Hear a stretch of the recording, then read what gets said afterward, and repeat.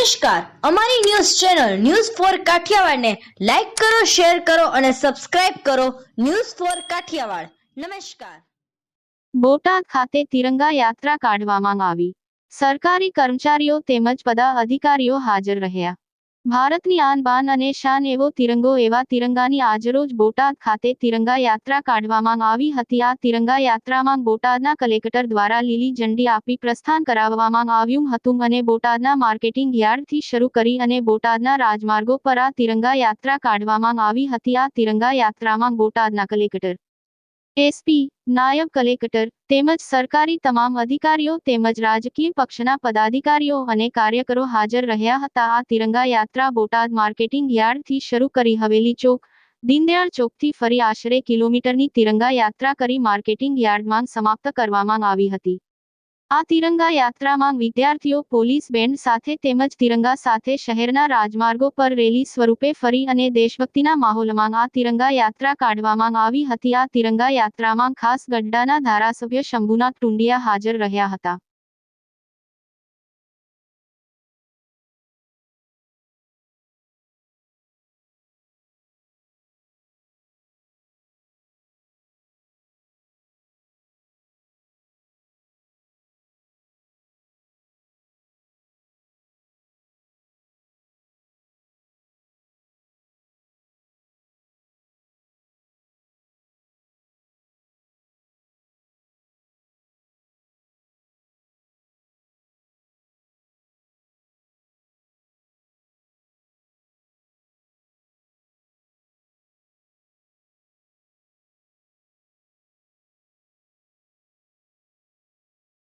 APMC से शुरू होकर 1-2 किलोमीटर कवर कर कर वापस एपीएमसी में खत्म हुआ।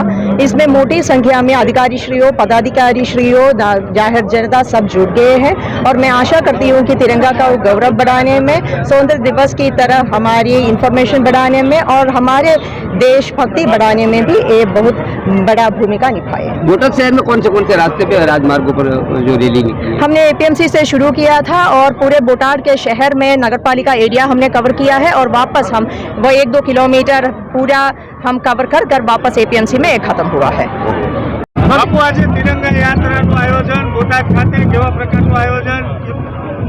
આજના દિવસે બોટાદ જિલ્લા ખાતે જિલ્લાના મુખ્યાલય પર રાજમાર્ગો પર આજે આપણા સૌની માટે ગૌરવપ્રદ એવી તિરંગા યાત્રા સમગ્ર માર્ગો પર ફરી છે. જિલ્લાના આદરણીય કલેક્ટર શ્રી, જિલ્લાના આદરણીય વિકાસ અધિકારી શ્રી, જિલ્લાના અમારા પોલીસ અધિક્ષક શ્રી અને જિલ્લાના ભારતીય જનતા પાર્ટીના અમારા સૌ આગેવાનો પણ એમની સાથે જોડાયા છે.